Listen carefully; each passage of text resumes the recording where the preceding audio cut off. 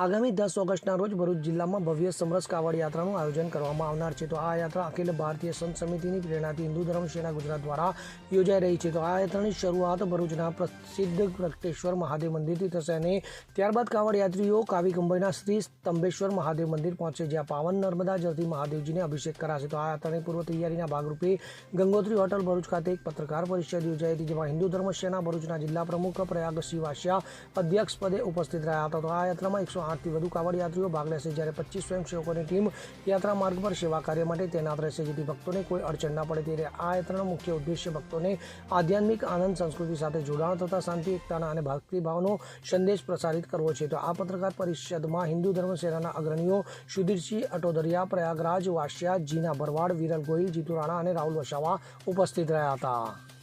જય શ્રી રામ. હું પ્રયાગરાજ રણજીતસિંહ વાસિયા, અખિલ ભારતીય સંત સમિતિ પ્રેરિત હિન્દુ ધર્મ સેના જિલ્લા પ્રમુખ. મારી સાથે જીનાભાઈ ભરવાડ અને સુધીરસિંહ અટોદરિયા, વિરલભાઈ ગોહિલ, રાહુલભાઈ વસાવા, અમારા હિન્દુ ધર્મ સેનાના હોદ્દેદારો. અમે સૌએ 2 વર્ષ પહેલાં એક સંકલ્પ કરેલો હતો કે મા નર્મદાનું પવિત્ર જળ લઈ અને દરિયાકાંઠે આવેલું સ્તંભેશ્વર મહાદેવનો રુદ્રાભિષેક કરવો. પરંતુ મહાદેવની દયાથી 2025માં આ અમારો સંકલ્પ પરિપૂર્ણ થવા જઈ રહેલો છે. અમે હિન્દુ ધર્મ સેના દ્વારા સમરસ કાવડ યાત્રાનું એક ઐતિહાસિક આયોજન રાખેલ છે. આ કાવડ યાત્રાનું શરૂઆત ડભોયાવાડ સ્થિત પ્રગટેશ્વર મહાદેવ મંદિરથી શરૂ થશે અને મહમ્મદપુરા, જંબુસર બાયપાસ, ડેરોલ, સમની, તણછા, આમોદ, નાહિયેર, જંબુસર થઈ અને કાવી કંબોઈ સ્થિત સ્તંભેશ્વર મહાદેવે અમે પહોંચીશું. તારીખ 10ના સવારે 9 વાગ્યાના રોજ આ યાત્રાનો પ્રારંભ થશે અને તારીખ 11ના રોજ આ યાત્રા સ્તંભેશ્વર મહાદેવે બપોરે 12 કલાકે પહોંચશે. આ યાત્રા દરમિયાન રસ્તામાં વિવિધ ગામોના સરપંચો, આગેવાનો દ્વારા આ કાવડ યાત્રીઓનું ભવ્ય સ્વાગત કરવામાં આવશે.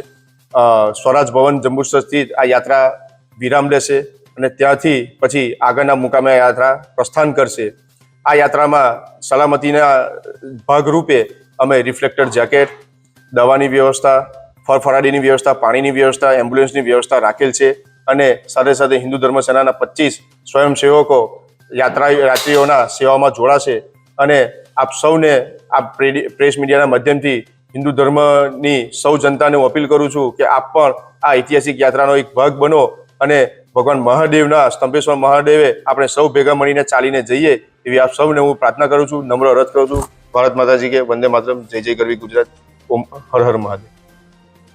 જીતુ રાણા સાથે CN24 ન્યૂઝ, ભરૂચ. હવે જુઓ દેશ દુનિયાની તમામ ખબરો તમારી આંગળીના ટેરવે. ઉઠાવો મોબાઈલ અને Google Play Store પરથી ડાઉનલોડ કરો અમારી CN24 ન્યૂઝ મોબાઈલ એપ.